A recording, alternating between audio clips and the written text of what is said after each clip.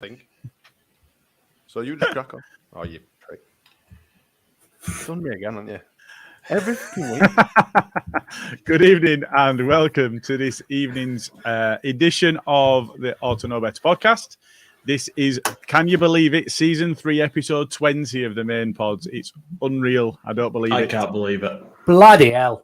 I thought Luke would have been I'll just come round and see how you are. Jay, how you doing? Yeah, I'm all right, mate. I've just come Excellent. out from Thanks for under being a on car, time basically. tonight. I were here at past, mate. Bang on. It's Were not you? my fault you lot have pissed around since then. Smarty Were got you? up and left. Luke, how you doing? Yeah, I'm all right, mate. I'm pretty flabbergasted actually that we've made it this far and not been banned from YouTube or just season 3, episode 20. What the fucking hell? Do you know what the most amazing thing to me about that is that none of us have slapped anybody else within the pod yet. This seems crazy to me. Jay's nearly had it a couple of times. Yeah, so have you, mate. Smarty, how you doing, pal? I'm all right, mate, thank you. Luke's got more slappable area, though, than you have, Jay. Yeah, definitely. All I'm, that I'm, Right. I'm a little bit quicker than that little statue, though. You wish. Right, before we get into I've set us off down a bad path here. I'm going to pull it back. Let's have an Please intro. do, We'll Gilly, get please into do. it. Hi, this is Don Matteo, and you are listening to the Ought to Know Better podcast. Let's do this.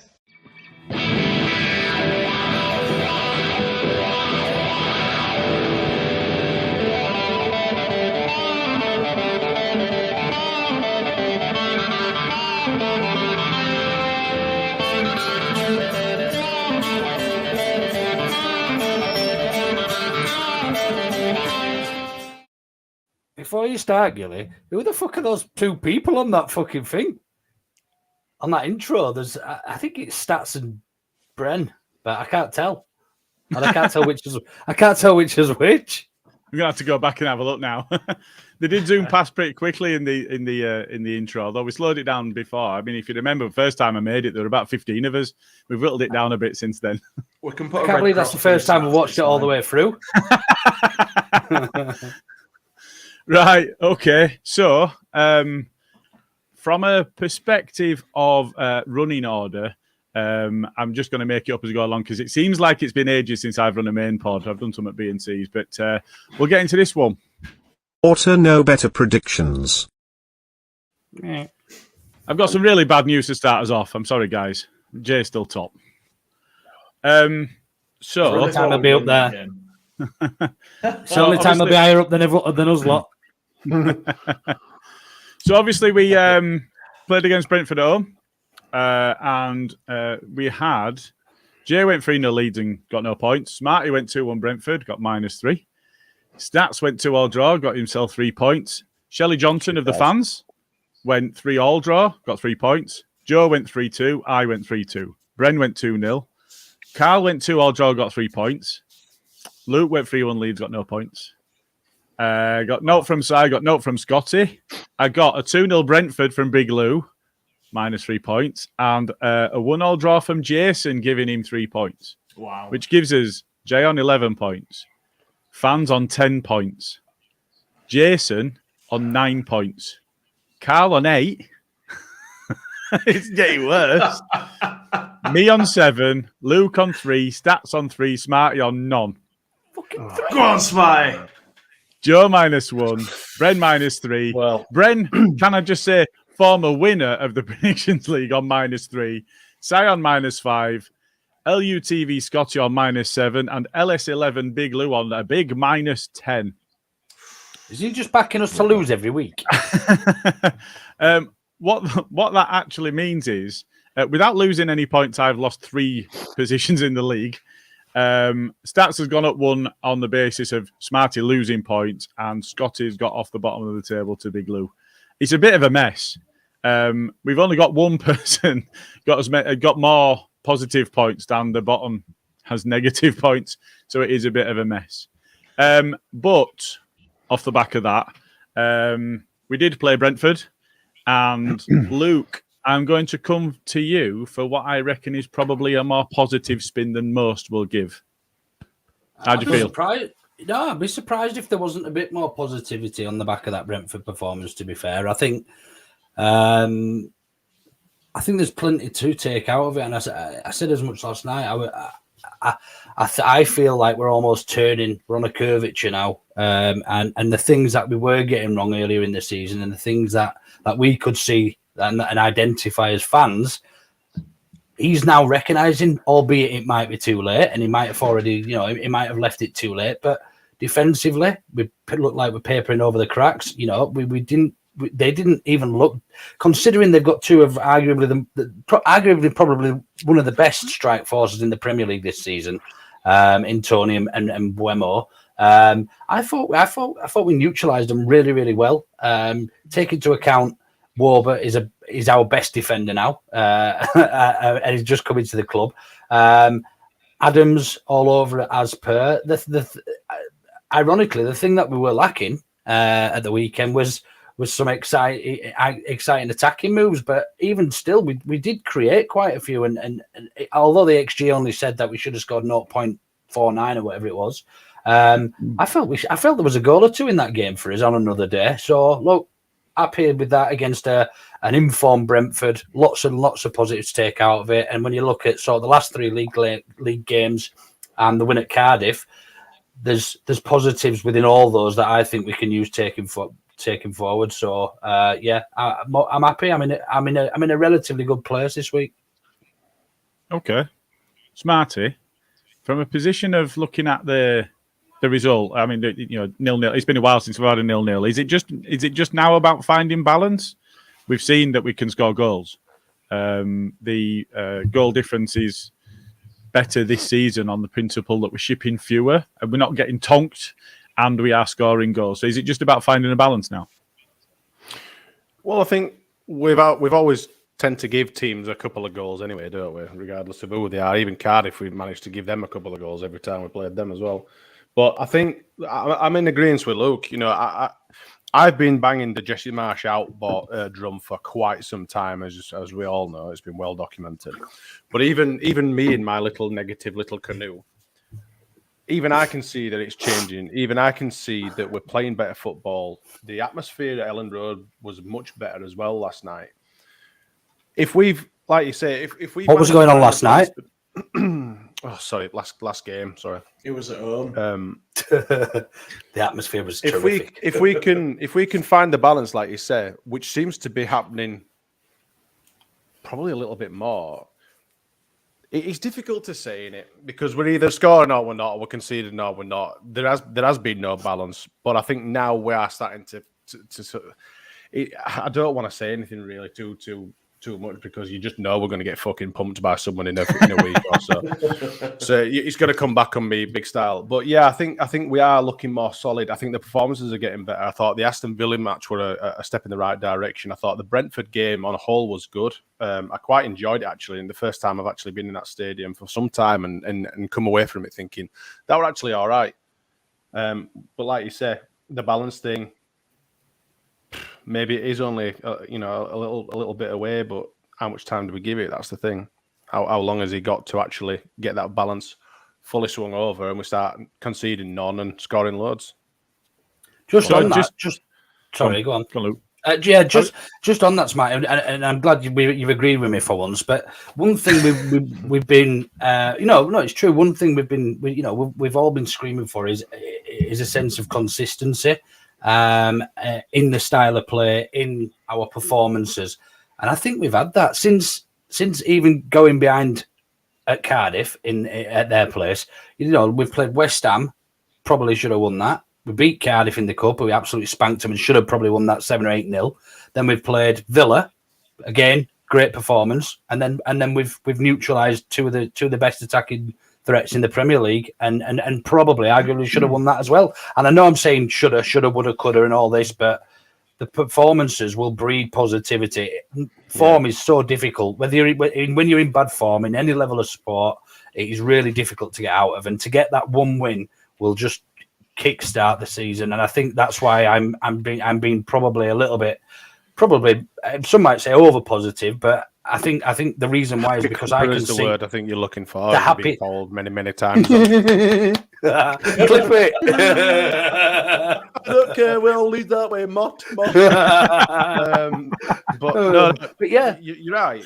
You're right. But I think the Cardiff game, people scoff at it, But I think the Cardiff game did a lot for the team's confidence as well. I really do. And the team on a whole played much better individually and as a team. The passing, some got a little bit misled, but I think the passing, the movement, everything was just a level up on Sunday. I thought it was a better all-round performance, and it's got me. I wouldn't say definitely Marsh in, but it's definitely pulled me more towards the Marsh in camp than it has out, which I've been firmly in for quite some time. I still probably am since he signed, since he basically came on board. I think the next few games, the Forest is a must. It is a must-win game, and I know people don't like to hear that, but I don't care. The Forest is an absolute must-win game. We need to put in a performance because we probably will get stuffed by them scum bastards, and then we've got Everton who will more than likely be on a new manager bounce on the other side of that. So it's a bit of a shit sandwich coming our way yet again. We seem to be in the midst of shit sandwiches this season, but time will tell. But yeah, it's one of them. I hope he does pull it. I hope he does turn it around because I like the guy.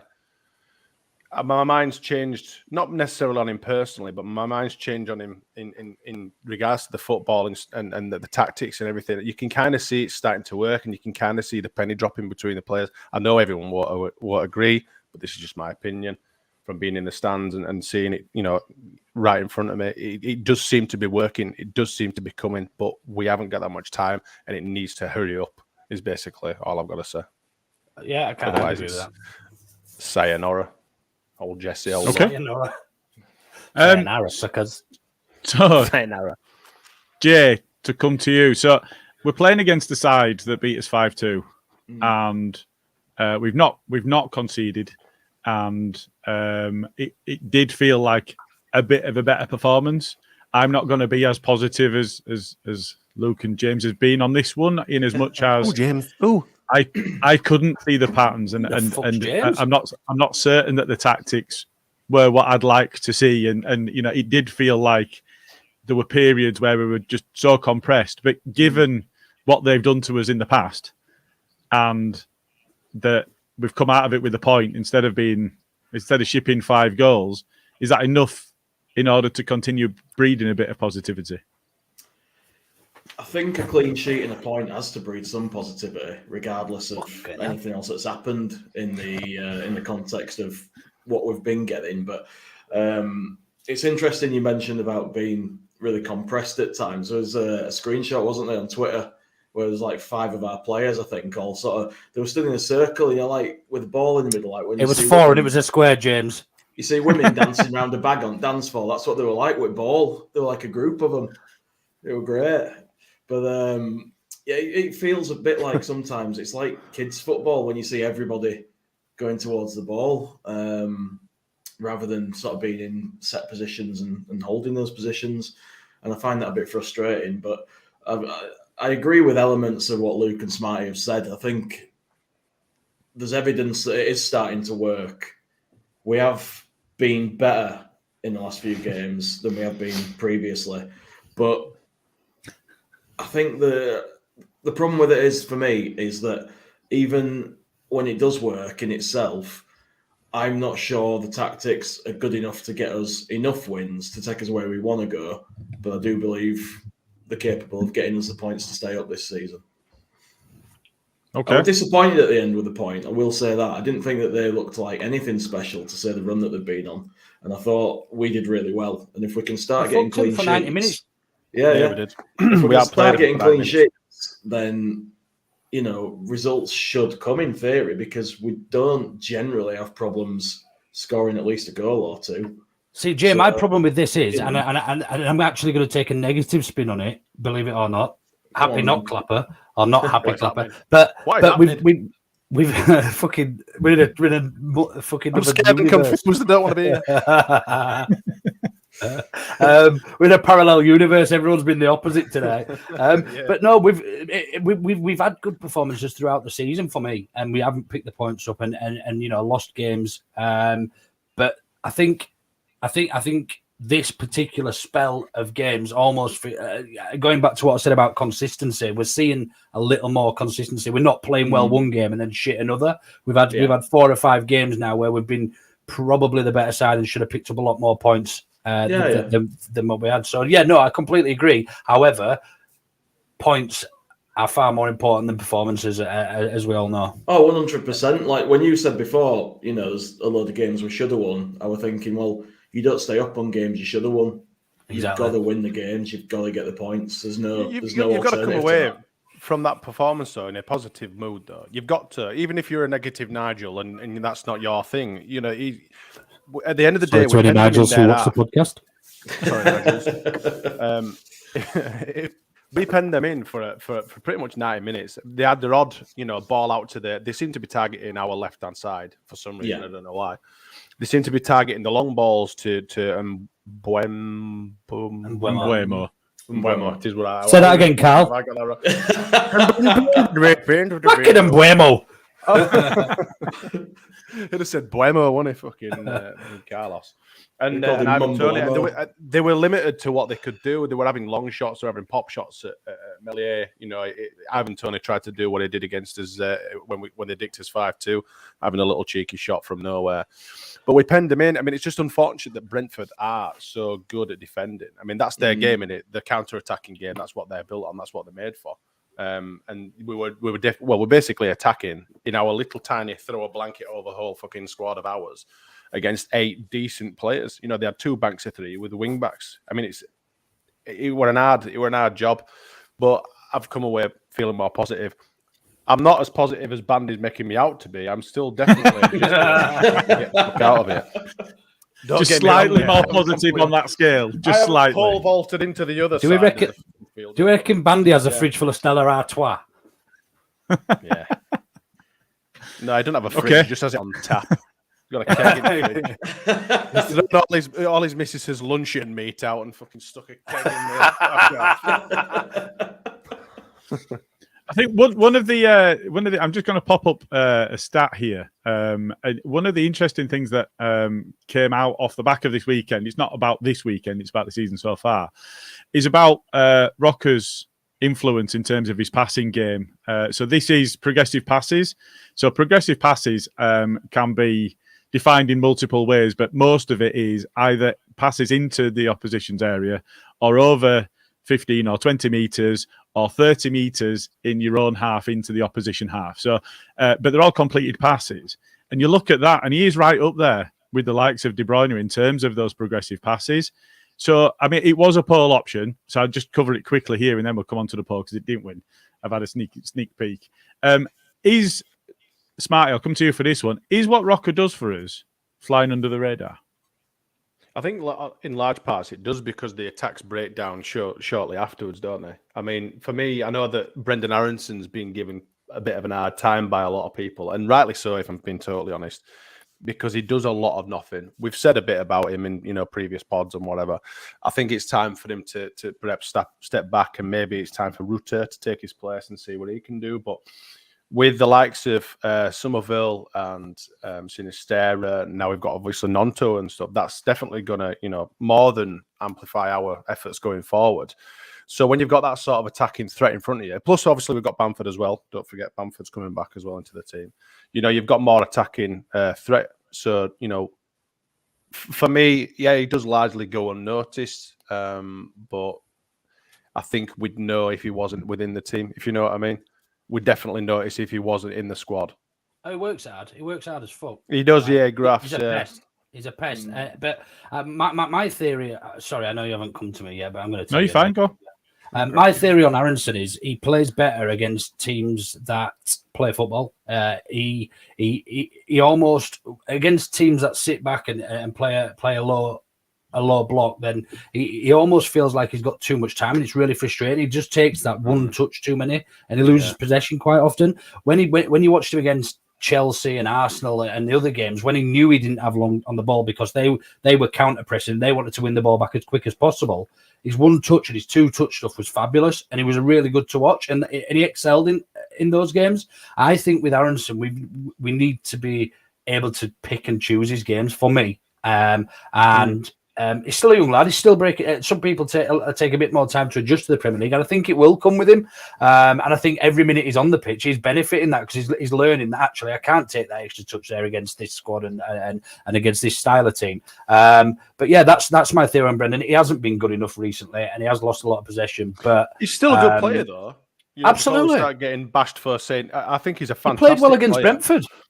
If you remember, before Jack Harrison turned into the absolute beast in his first year in Premier League and stuff like that, he was pretty lightweight and stuff, and he used to get knocked off the ball relatively easy as well. And then he did that summer camp in the States and came back an absolute monster. You know, if Harrison can do something similar, I won't say get in this, pump a load of roids and get in the gym and come out like a right chuffing stacked beefcake. But if it could just work, a little. We don't need a Traore, do we? Like a stack of tyres, is Jay.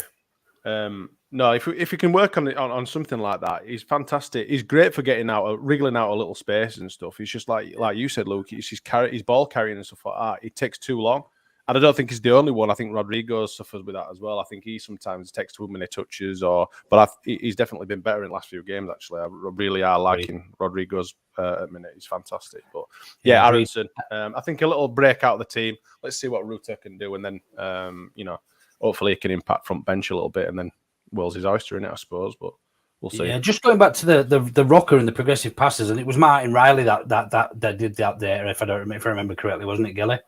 I'm not sure if he posted it, and I was talking to him about it after the fact. I don't know if somebody else. Right, yeah. So anyway, I have seen that, and it almost screams to me, how good would he be in a team that had control of every game? If he was playing the Rodri role at City, for instance, or elsewhere in a team that was in the top half or even the top 5 or 6, which takes me on to the next point is. He's almost trying to do 2 jobs in there. He's been asked to do a bit of Tyler Adams, and he's almost trying to do a bit of Calvin Phillips. He's almost trying to do 2 roles. He's trying to break up play, and whereas I think we need him with a little bit more time on the ball, so his passing is a little bit. It's clear his passing is good, and his progressive passing is good, but it always tends to be that he's giving it to somebody who hasn't got a lot of time. And he's giving it in somebody's feet, and they tend to lose it. Aronson, for instance, or Harrison, or whoever else is passing it into. Now, if we bring somebody in, and I'm not going to talk about this too much because I know we're going to potentially talk about it later, and we look at potentially a little bit, shifting and moving the formation around slightly. I think that might be his role, and then these 2 other players will probably sit a little bit more and do a bit more of the dirty stuff. Okay. No, that's fair. So I think just to the one question just before I wanted to move on in terms of Arrington, Luke, you said that he'd had a good game, but is it a bit of kidology for March saying that was his best game or one of his best games for us? Absolutely. Is that a bit of kidology? Yeah, completely. It wasn't his best game, but he's not going to come out and say it was shite. And it wasn't. He's not going to say to the media, that was his 4th worst game for us, or his 4th. Marsh is very much a motivational coach, and that is what he's good at. He's good at keeping players, and it's clear week in, week out, whether we're getting pumped and we're getting beaten, and when we're played shit, the players still run for him and they play for him. And it's been apparent throughout the season. And that is what I will give Marsh credit for. You can't take it away from him that he is good at getting those players running about, and whether it be chaotic or nuts, then but they run for him, and there's a lot to be said for playing for somebody who you want to play for at any level. I've played rugby for coaches that I can't fucking stand, and it transpires onto the pitch. So it wasn't his best performance for us by a long shot, but I think Marsh is just being very clever with how he talks that, and it might not look clever to us lot as a fan because we've watched the same game with our eyes. However, he doesn't want to be sending a player off the pitch thinking he hasn't had a good game, realistically. Yeah. And I think that's all he's doing there. No, that's fair. That's fair. Right. Mr. Smart. Hope you're ready for this one. Twitter poll results. Over to you. Thank you. Thank you very much, Matthew. Each week, we ask the listeners to choose the main subject for the pod via a poll on our Twitter account. And I have not been responsible for this one this week. So Is that why there's no spelling mistakes? Shoot from the hip. Yes, probably. That's right. This week's options are: does what Roca does well for us go large under the radar? We've obviously just covered that one. What's the pecking order up front? More signings, and Verba doesn't concede goals. Are we building momentum? The winner with 43% of the vote was Weston versus Unahi versus ? So we kind of knew that the signings one would win, but there's been a lot of talk recently, especially by our good friend Fabrizio Romano and a few others that have been tweeting about Weston McKennie. I think the Unahi rumours have kind of quietened down since the Weston McKennie rumours. We've also got his eyes on a young Portuguese defender. I don't know too much about that. I don't know if you do, Gilly, because you kind of threw me under the bus here with the signings thing. Weston McKennie, though. It looks like Fabrizio Romano reported an hour ago, talks ongoing between Leeds United and Juventus on conditions of Weston McKennie deal. Discussions also on player side over personal terms. The other option is for Azedino and Ahi from Angers, but it looks like the Weston McKennie is gathering a little bit of pace. What do we think to that one, chaps? Are we happy with that? Another American? Not Go on, Gilly. surprised. Do you want me to go first? Go for it. So, I think I think if you look at McKennie's history and focus on his adaptability, before he moved to Juventus, he was playing in Germany, Schalke, and he was asked to play in the back line. He can play centre back, he can play full back, he can play in midfield, and he will play in defensive midfield. He's been asked to play a bit further forward when he's been at Juve, and he's become a bit more of a box to box player. But he's got that capability in him, so I can see why sides would be interested in signing him. I think for us, having that adaptability is important. We saw how important Stewie was to us in all sorts of positions, played just about everywhere but in net for us, and could probably have done that if we'd have asked him to.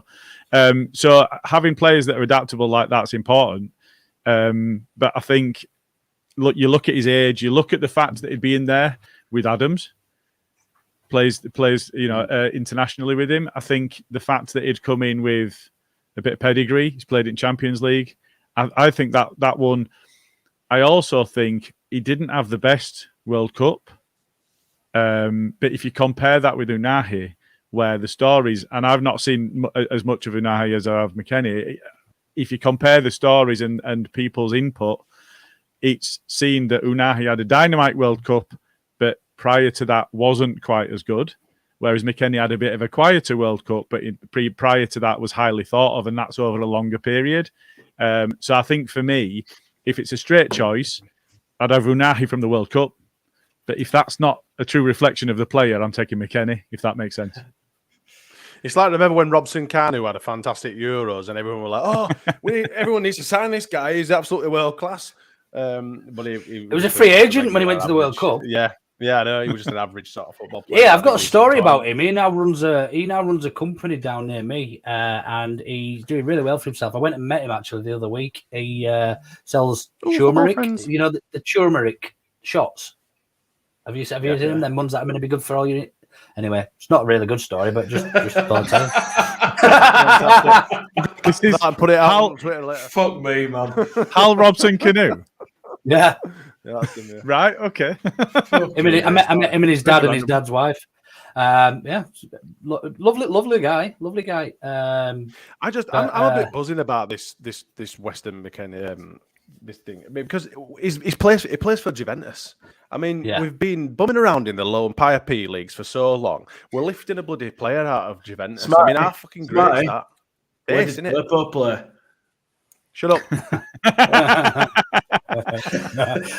Just on Weston McKennie player for Barca, wasn't he? Oh, he's gone. He's gone. He told it to shut up. He's gone. I think he's fallen off his chair. From the sky. He's fallen off his chair. You just see him climbing back up in a set like on little ladders. Give you some lottery numbers, Smarty. He's back. Just on McKennie, just one thing worth noting. He plays regularly for Juve, but he has been deployed as a bit of a right wing back with 3 centre backs the majority of this season. So After dinner speaking for you, Luke. Great Just one story. time at band camp. I once met Eddie Gray on Tube as well, and he was a couple of steps higher than me, so everyone thinks I'm a midget. But anyway, What do you mean thinks?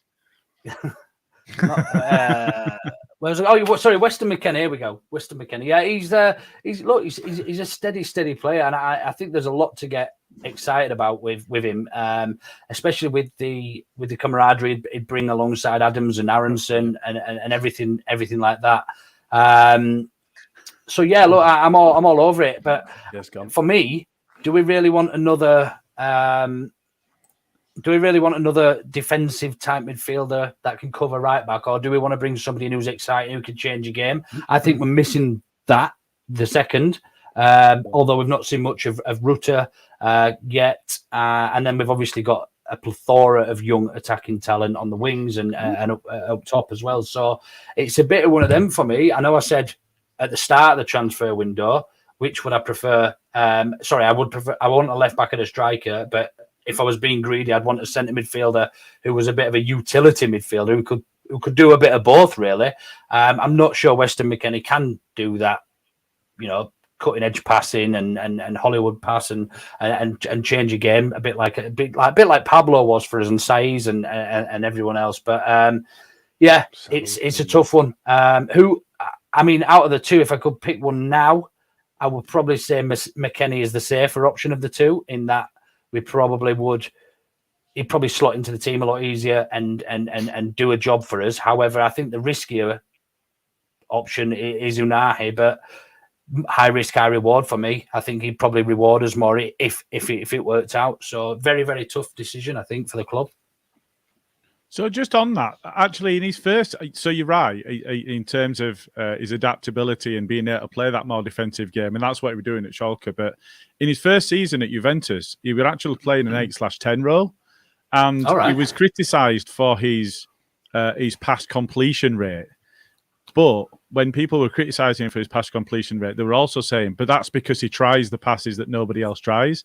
And that's why, actually, his key passes were higher on average than everybody else. But his complete we don't want somebody who can't fucking do it, Yeah, but he takes on the more difficult passes. When they come off, you've got a goal-scoring opportunity. It's just that they don't come off as much as the safe passes. So it's a difficult read, that one. It's also a very different league. It's a lot slower than the Premier League. So if he's trying to keep passes and they're not coming off there, I think if you look at the dynamism that Unahi showed in the World Cup, actually that's what we'd like, because the way that he plays seems to me like a younger, more athletic Click. Maybe not the shithousery, but he got about. If you think of his first season back with us, he was getting up and down. He got about the pitch, and Unahi looks like if you're playing a 4-3-3, he's at the right side of a 3, Roca Cubitt left side of a 3 with Adams in the middle. That looks like that could work. So I think whereas McKennie, I think, offers Marsh whatever he wants out of him. Does he want him more further forward? Does he want him to drop in? Does he want him to play wing back? I think he's more adaptable in that manner.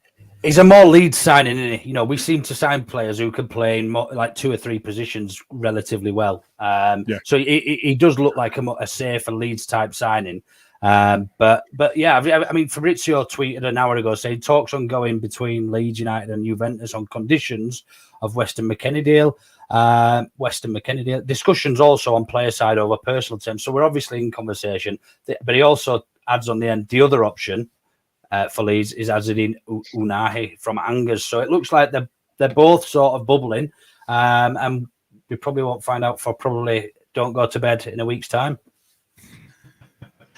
Yeah, that's right.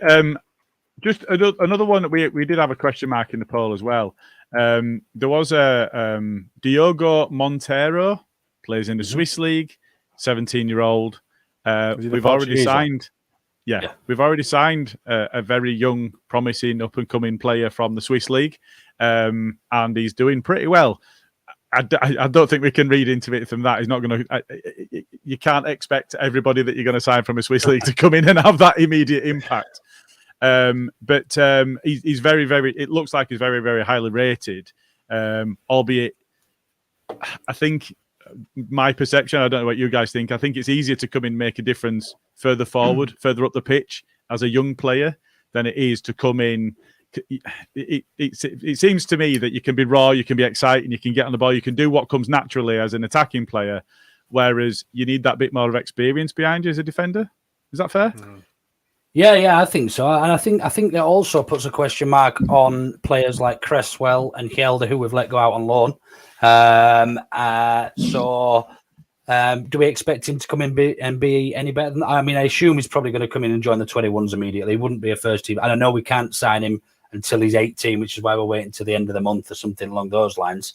28. Yeah, I think he's 28th. He turns 18, doesn't he? So I think we can sign him from then. But yeah, I think the question mark. I mean, it might just be a future prospect. I don't know enough about him to possibly comment. But I think you're right. I don't think he'd be coming in to make an impact and starting any games anytime soon. But then the sort of devil's advocate in me suggests where does that leave? Where does that leave Cresswell and Hjelde when we've let two promising centre backs go out? Wanker. Cheers, Jay. Who are you saying that to? Whoever put me back in. Oh, I thought you'd done it. Silly. Get lost on me now.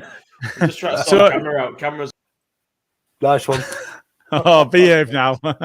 Just that. he can fuck off. No. Behave now. It weren't even me. Children. That's it now. That's Children.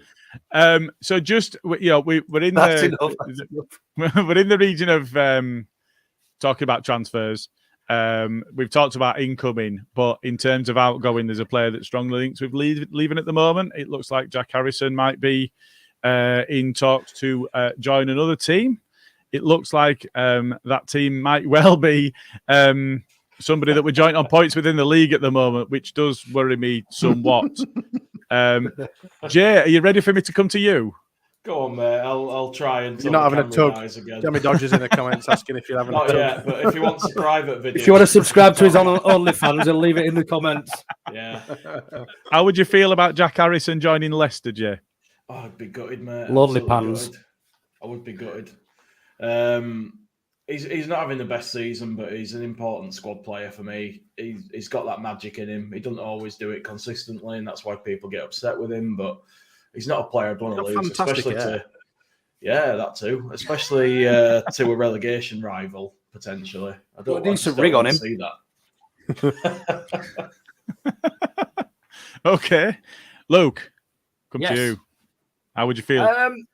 I think if the price is right for Jackie, look, he's been a great servant to the club. He's another one that's not been consistent enough for me. He excelled in Bielsa's style, working really hard, going back and forward, and literally hugging the touchline. But I don't think we've seen anything like his best since even in that second season in the Premier League. I think we've seen touches and glimpses of how good he is and what he can do, but I don't think we've seen the very best of Jack Harrison for a long, long time. And I would be reluctantly happy to see him leave for the right price. I think is probably the best way of putting it. And I think that right price. Is it that West Ham game last January? Was that the best of Jack Harrison? Probably. Yeah, I think his best. Season. Come on. He had a good season last season. Him and Rafinha kept us in that frigging league last season. Come on. I think it was Joffrey and Rafinha at the end of the season. Yeah, it was Joffrey. I think Jack was earlier in the season. Jack scored. He had his fair shares of assists. Yeah, look, and I think that's why I'm saying for the right price, because we know what he can offer and we know how good he can be.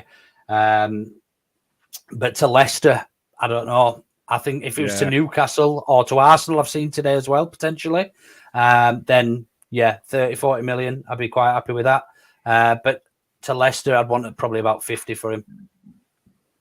Is that just to put him off? I mean, it can't be bad that the likes of Arsenal who've got spending power behind them, and obviously Newcastle have got pretty much bottomless pockets. It can't be bad to have them linked with the player.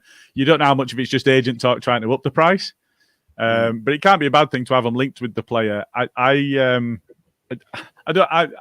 one of those that just hates seeing somebody that we've celebrated playing against your team. I don't want him to come back and play at Ellen Road. And you know he's going to score. You just know it. But when it comes to Leicester... They'll probably put loads of weight on and not play for 3 months. Yeah, we'd never see a Leeds player leaving us and doing that. No, I think when it comes to Leicester, because he's guaranteed to score, but so is Barnes, I think that's the only time I'd be happy to see him go is if Barnes came other way. Take them goals off him. What is it good if he went somewhere 8 like in Leicester? 7? Ideally, he Someone wants like to that. go to Newcastle or somewhere where he's gonna move on to bigger and better things. As much as we all we get a bit grumpy when players move on or whatever. I want to see him grumpy. We do get a bit grumpy, don't we? I mean, look, We do. Obviously, some people want the Click to leave. I've always valued Click. Obviously, we didn't want Rafinha to leave. Some people were probably about 80-20 with Calvin and stuff. But when you see good players leave or retire or whatever, it's kind of fucking hell. But to be fair to the lad, he's a cracking player. In the right hands, he's absolute dynamite, and he'd do really, really well. So if he does go, then fair play to him. But I think Kev's spot on.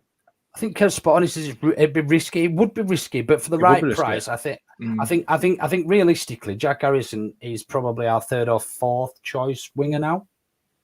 Really? Would you say? Well, I think Gnonto and Sinistera and Somerville. Sinistera's coming back from injury, so you can't really count him, can you? Obviously. I mean, fully fit? Yeah, there's probably 4th choice. And if Rutter can play out there and he's as good as what everyone says, then probably 5th down to 5th choice.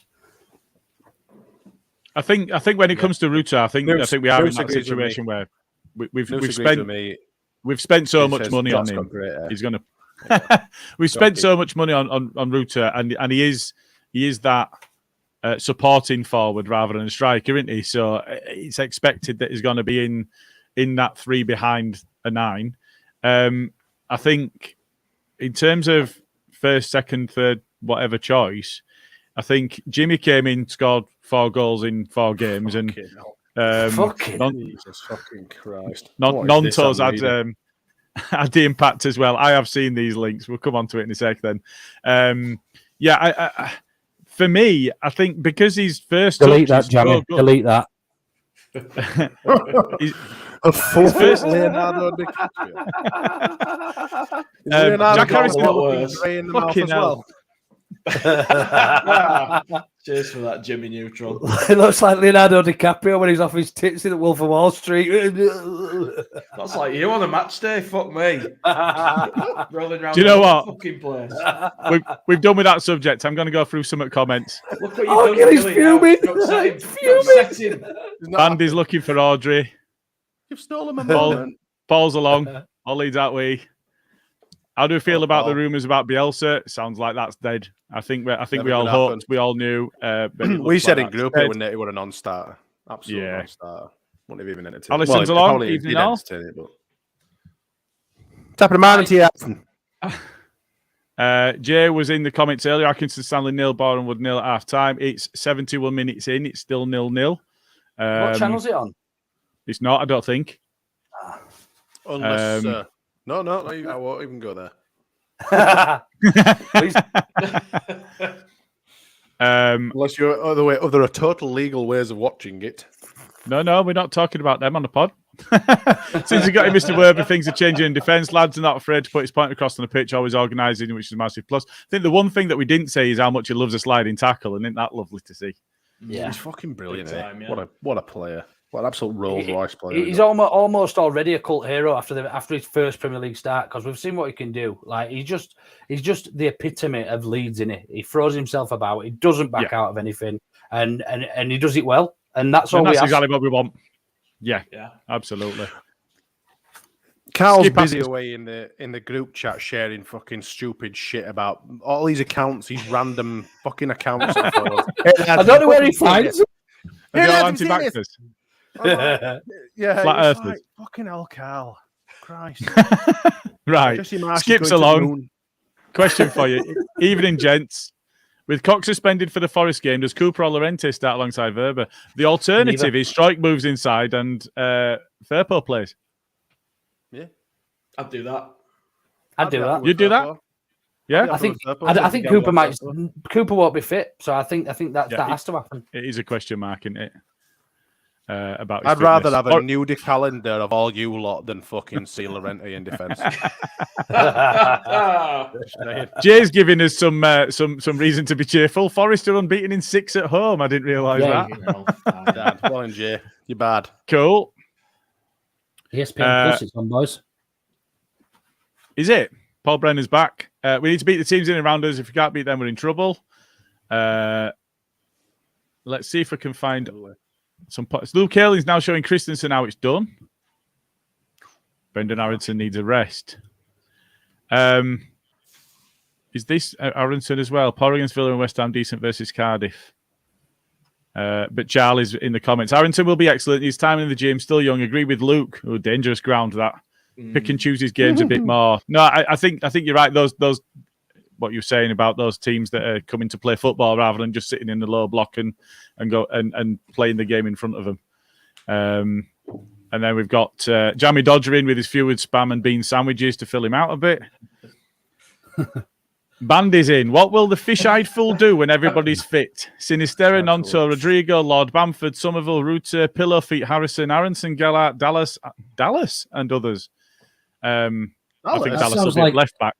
that sounds like the Beautiful South song of where he names all the women. Aronson, Gellart, Dallas, too. Dallas is going to come back with a break glass thing across him just in case of emergency. Break it, get him out. We're benching like a fucking booth. Song for whoever, that's what it's called. It is. Bandy's still on the bandywagon. Our players are not running for Marsh; they're running for the fans. I'm not certain about that. I think that's the one thing that Marsh has about him is he's got those players that are fighting for him, and I think I think it's difficult to argue against that. I like the camaraderie on this channel. That's nice to see. Do you know what? While we touch on that, just like and subscribe and do all of that shit. Sorry, Luke. Seen nothing yet, Jamie. Yeah. When I first read that, I have to admit my eyes deceived me, and I thought it read, "I like the calamari on this channel." That's what Carl would have read it as. Squidward. Or Daniel Cadamartri on this channel. No, we'll move on from him as well. She said no party. Mackenzie, solid. Mackenzie? A solid 8, box to box and strong in the air. I think he means I'm guessing that's McKenny. Oh, hang on a minute. McKenny tends to be injury prone. Missed a large chunk of last season at Juve due to injury. He'll fit right in. Good. Yeah, great. He can sign for his injured, spend 2 months on bench and come back for a little couple of games at the end of the season. Yeah. Otto loves a project. J. Michael's comment. You should be on the dinner circuit, Luke. That's your Hal Robson Canu story, isn't it? Yeah. It's fan dabby dozy, all these signings. I'd agree. But look, how many? Just on that, how many of us were absolutely positive that we would not sign anybody this window? Realistically, we were, weren't we? We all. I thought we wouldn't get anything. I thought we might get a freebie. And we'd sell someone. There's no way. I thought they might have just given Forshaw another contract extension, to be fair. And a plastic hip. Yeah. Here you go, lad. But yeah, look, you can't deny that they're going for it. I think they've noticed that actually the idiotic comments that they only made very early on in the season, or even before the start of the season, he probably realised he bit off more than he can chew. And conversations with our new potential owners have probably decided, look, yeah, we do need to stay in the Premier League because it's worth this much money, and it is worth spending this much money to do that. 100%. Yeah, I think so. We're finishing the window, I'd say, significantly stronger than we started it. So you can't not be happy about that. Well, yeah. Not about that bit. I think the disappointing bit for me is just we are now addressing those gaps in the squad that we could see in the summer and previous. Yeah. But it's being Better addressed. than That's never. the important bit. So yeah, And apparently it's the 49ers that are pushing it through as well, isn't it? They're Well, not they going to don't want want a to take championship hold of the team, do club. they? Yeah, well, that's exactly it. Yeah, they're not going to want to pick up the pieces once we get relegated, are they? Potentially. That's it. So a bit There of won't be no investment new now. stand if that happens. How do you Just feel about before you it? finish. Oh, go on. Oh, go on. Go on. You're all right. We're moving on to the next comment. If you've got something you're about right. that Next slide. No, we go move- ahead. Go ahead. one. We lose Jack Are you doing Harrison. every single comment? We'll be here forever. No. I've missed loads of them out. I'm nearly there. You know? We lose Jack Harrison. We've got Dan Scotty? James to come back, as it looks like Fulham are not likely to take up the option to sign him. I don't think we'll see Dan James in a Leeds shirt again. Anybody feel differently about that? No, I don't. I think he's done. I feel sorry for the lad because he clearly wanted to play for us. I think he should. I think he's done. I think he should retire. In the words of Prince Nazim.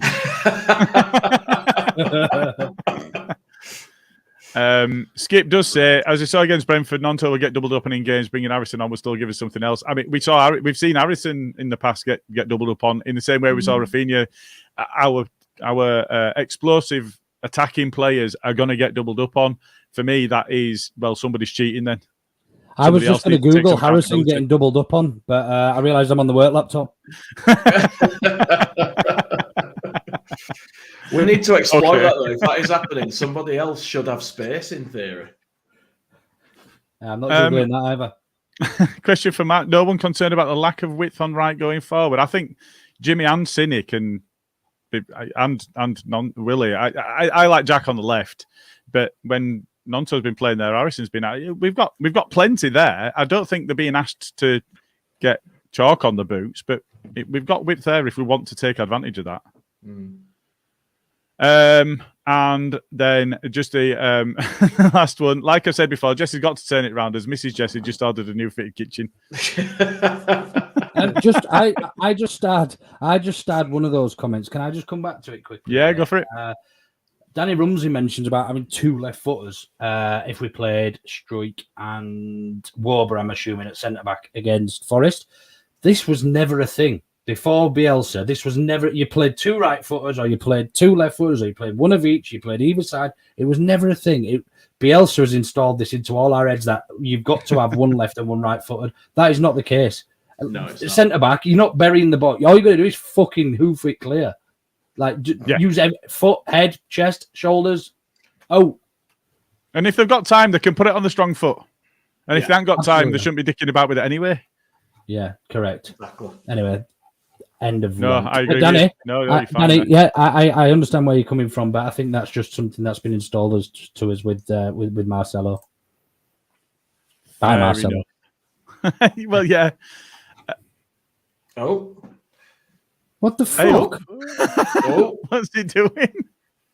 What the fuck? He's heard what you've been saying and he's come to get you. Who is it? It was Carl.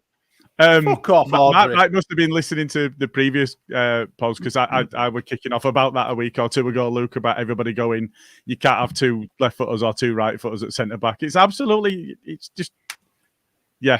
No, you don't need that. You're absolutely right. Bielsa said that he wanted the balance, and therefore everybody goes, right, well, okay, you can't live without that balance now. And it's just not that, is it? What does he want? Why is he? There's a link about Western in group of interest. He's jumped on the live podcast to tell us that he's put a link in the group. Carl, we've seen it. If he'd We've been just listening to the literally been talking podcast, he'd about have known it, that we Carl. talked about it. We've just ridiculed you on air for about 20 minutes about it, Carl. Check it out. Wow. The folks all brother, check it out now. So I just look across to the cup game that's still going on. We're 82 minutes in. It's still 0-0, Accrington and Boreham Wood. I hope we get Boreham Wood. I was just about to ask which I've said the same. I'd prefer to get Boreham Wood, and it'd be an amazing day for them, especially if we'll all of our heads will fall off. But if they can get a replay and get back to Elland Road, I did see a rumor that they were going to see if they could switch to Elland Road so that they could maximise their income. What's the Smarty? I'll come to Luke's already said. Oh, Smarty, I'll come to you. Which one would you rather play? Bottom Wood, I think. because they're obviously a lower division, and we don't have Berardi to karate chop any Accrington Stanley players, so I feel a bit sad. I think that was that last time we played him, wasn't it? Berardi's debut, and he properly Scored? went in. He scored. Berardi. He's a tackle. Debut, he came on. He's a tackled at shoulder height, didn't he? Yeah. Got sent off. That wasn't. He scored against Accrington Stanley. I'm pretty sure. No. I think that was I Fleetwood. enjoyed that tackle. Fleetwood, something like that. I don't know. I can't remember. Berardi scores were on the pitch. We're all about the stats and the info on this podcast. Right. Somebody's going to get into comments and correct anyway. Either way, the quickest way to find out what you know on the internet is just to say what you know is wrong. You are It's wrong. all right. I'm going to tell you answer. that bloke that left us that review the other day saying that we didn't know it'll be on to correct us. This is not a podcast. These lads might as well just be in pub. Do you know what? Thanks a lot, mate, because that's exactly what we're aiming for. That's exactly our vibe. That is exactly our vibe. We are not trying to be, the CEO of a chuffing director or whatever. We're not the square ball or anything like that. We're a load of idiots that are practically doing a virtual pub experience, and you're all welcome along for the ride. I hope you've got a fucking can of Skull. Exactly. For the Americans and other pretty people that are here that don't know what Skull is, it's a really shit beer. It's basically like all American beers. They can get 40. They're all shit. Miller? Question in the comments. What was that cup game of course. when Warnock scored that cross on the windy day? Was that Yeovil? That was Yeovil. Yeovil away. That was Yeovil. Blue shirt. It was the blue stripes, wasn't it? Net flights? Oh no, No, but the sky blue, just a plain blue. Oh yeah. With a double the panel on side and double lines. Yeah. I've got Rudy Austin on my version of that. What a player he was. Fucking legend, man. What a player. Jay, the only one that I've not asked the question: Accrington or Boreham, where would you go? Boreham would definitely. I want an easy route to the final. If they beat Accrington, they're not an easier route than fucking Accrington. They should be for us. Any dog can have its day, Luke. 3 points is 3 points. So basically, we're going out then against whoever wins.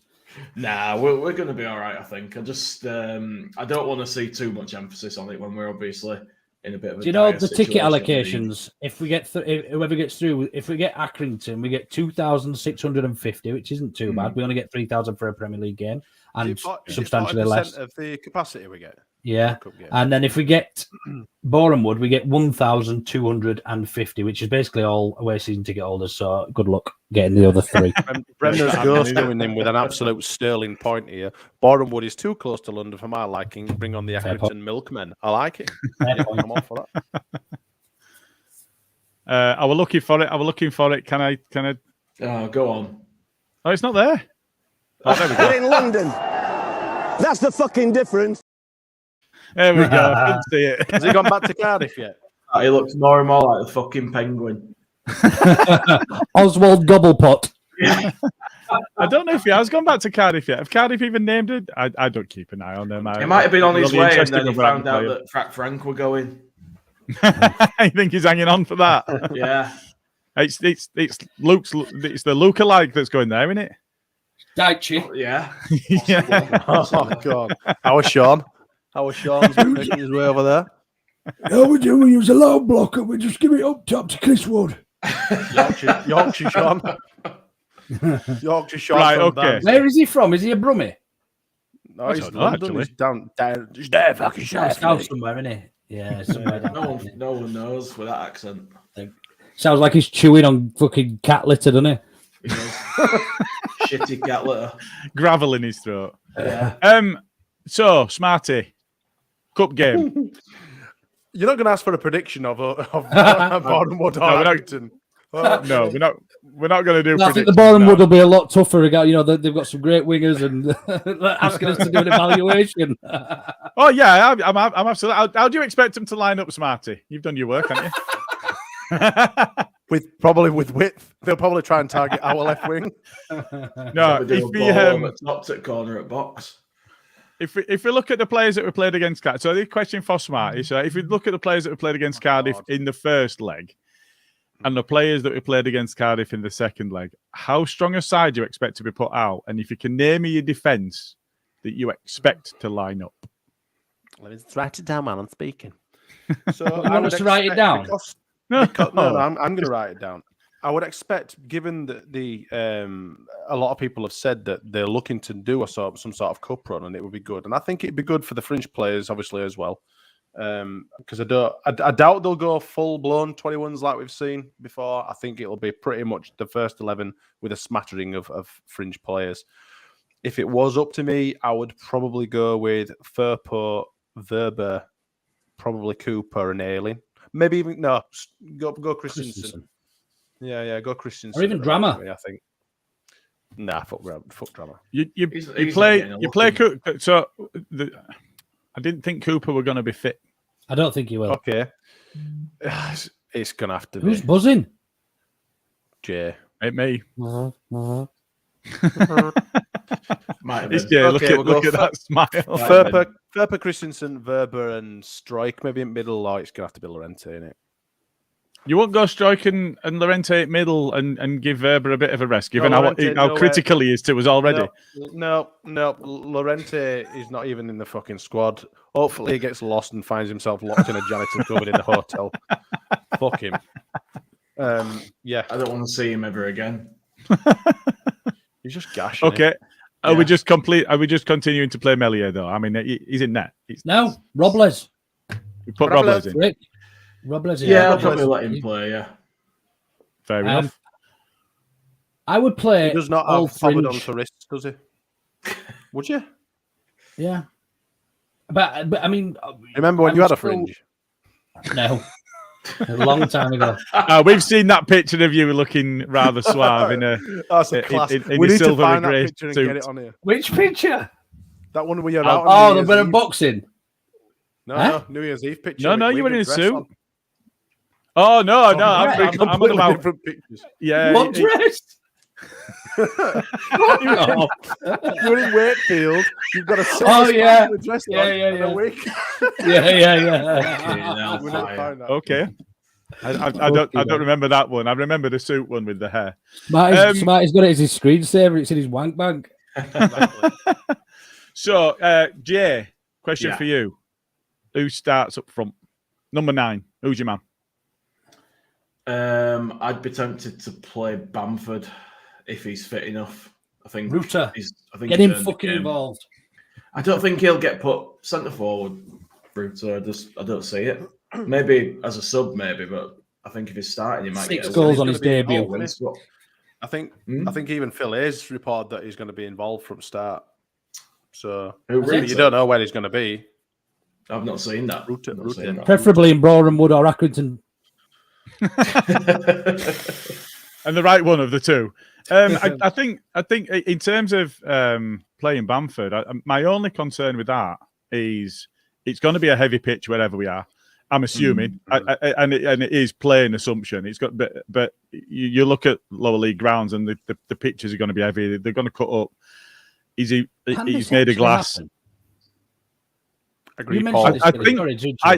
I think they've asked. I saw a rumor that they'd asked if it would be able to be swapped, or that they might ask if it could be swapped. But I don't think they did ask to get an answer because it's a bit presumptuous that they're going to get through, isn't it? So I don't think they asked the question before, hasn't it? Has it? I wasn't aware of it. I think so. Have a quick Google, Jay, while you're doing note. So I've got Jay's answer. So Luke, you've got the midfield. Fucking hell. It's going to extra time, is this bad boy? Oh no, it goes straight to penalties, doesn't it? What am I about? Yeah, I'm going to go with midfield of hopefully some minutes for either Archie Gray or Forshaw if they're back. Probably not though. I wouldn't play Roca or Adams basically. So anybody else who can play in the centre. So probably Sam Greenwood. Sam Greenwood, and then one of the other two I mentioned if they're fit. Am I using the wide players as well or not? Yeah. Go for it. Yeah. So the 3 and the 2. If we assume we're doing 4-2-3-1, you do a 3 and a 2. Yeah. So and the other 3, I'm going to go with Gabby. Yeah, Gabby. Actually, Gabby and Greenwood, and then out wide, I'm going to go with Sinistera for minutes, and probably Jack Harrison. Okay, and in the middle, you're going Ruta if Paddy's up front. If Paddy's up top, I'm going to go Ruta behind him. Yeah.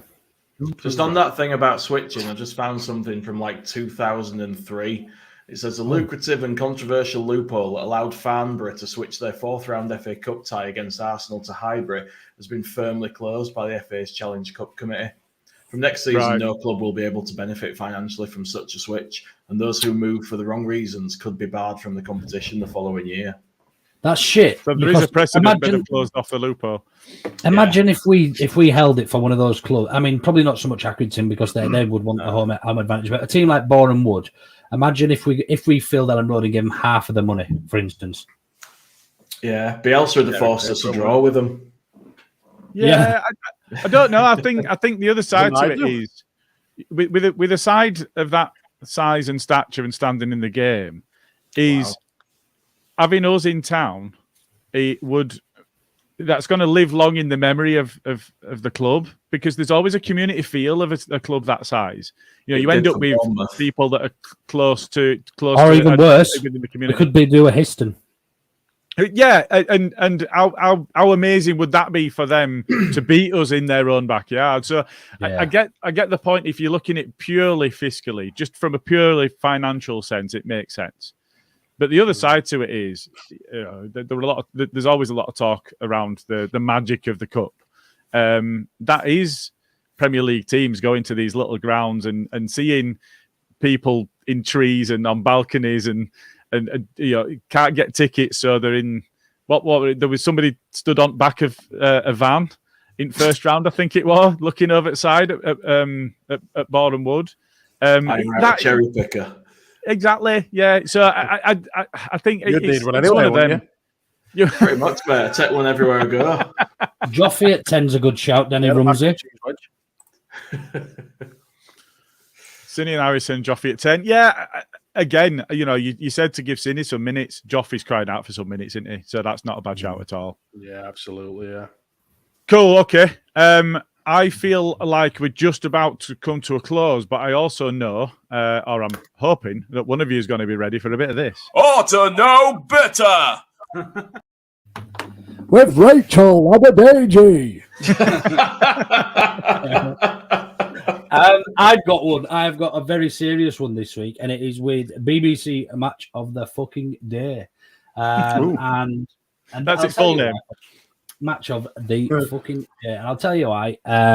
Because the complete and utter bollocks of a match review that they gave us was absolute dog shit, and it focused completely on the negatives from a Leeds perspective, and almost praised Thomas Frank for playing a low block. So he was almost praising shit football. We had Troy Deeney on there, and then this clown Keown, who did nothing. I mean, I agreed with part of what he said, but when he started using the word Baloney instead of baloney, I just thought, you fucking tit. So yeah, it was just absolutely poor. So they focused heavily on Leeds having 9 shots and not scoring, meaning we would need 18 in any game to score a goal.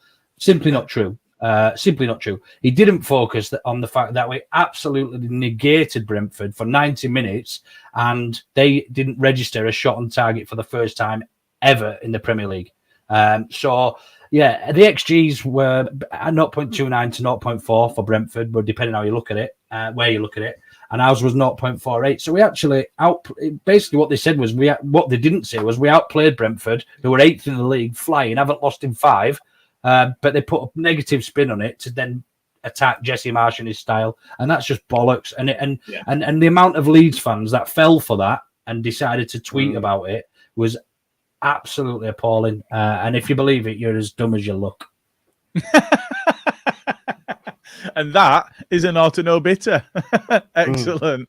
Anybody else got one? Not particularly. Okay. Well, that means you've got one. No, not really. Something I want to laugh at rather than sort of be angry about, which was, don't know if any of you have seen it on Twitter today, but Steve, the Everton fan, who was on TalkSport. If you've not seen it, you got to find it. There's a video of it. If I thought I'd have put it in for us, but he was very emotional. This guy. He was on with White and Jordan this morning, so we were talking bollocks. And he was we need Sean Dyche, all this, and they were like, no, I've heard it. He starts crying, doesn't he? Yeah, we can't get Bales. He can't speak. He doesn't understand. He won't be able to handle this dressing room. Clip this.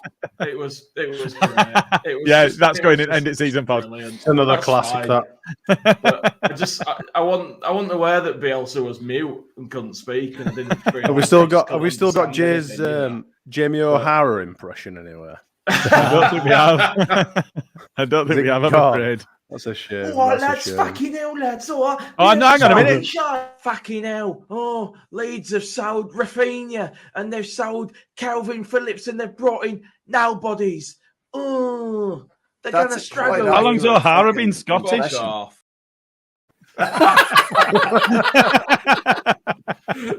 There you go. Hey, I'm not allowed. I'm not afraid to look daft on pod. So. It's a good job. Cool. Right. Okay. I think we're pretty much done. Quick scan of the comments. Anyone? Luke Yeah, Thompson. just quickly. Oh, go on. Just quickly. Don't forget, as ever, the Andy's Man Club. Well done. Every Monday in Leeds, if you do want to visit. There are lots of our viewers, listeners, and friends of the pod who do use this service. If anybody is struggling, male, get yourself to Andy Man's. If you are a woman and you are struggling, there are alternatives out there, I am sure. But yeah, specifically for the guys out there struggling, Andy Man's Club, we just do like to do a little bit promoting for, because Andy's Man Club. Sorry. Andy's Man Club, not the Handy Man's Club. Just that. And then just a lot of builders just sat around drinking tea. Handyman. Just loads of failed brickies that are just labelled themselves handymen. Joiners, plumbers, sparkies, builders. They fucking hell. Like this. It's a great club. What a club. Christ. Right. No, in all seriousness. Yeah. And then the other thing, please smash the like and do subscribe to us, because we are relatively funny. We don't want to damage anything. But no, to echo Luke's point, it is really important. Part of what we're doing here and trying to grow, get it out to other people. It is important for people to subscribe, but also to give us a bit of feedback, getting the comments for us, but also getting the reviews on however you're consuming the content from us. And as ever, to everybody that's been involved in the comments, it is a big deal for us that you get involved in the comments. We like to see your comments, and it's great for us to be able to see the activity going off and giving Luke, giving Jay, giving Smarty some shit. I think I got away with it largely tonight, so that's not so bad. But I think that's just because I didn't back Marsh. So it's not great either. but on that note, we shall bid you farewell. And as ever, thank you for being with us.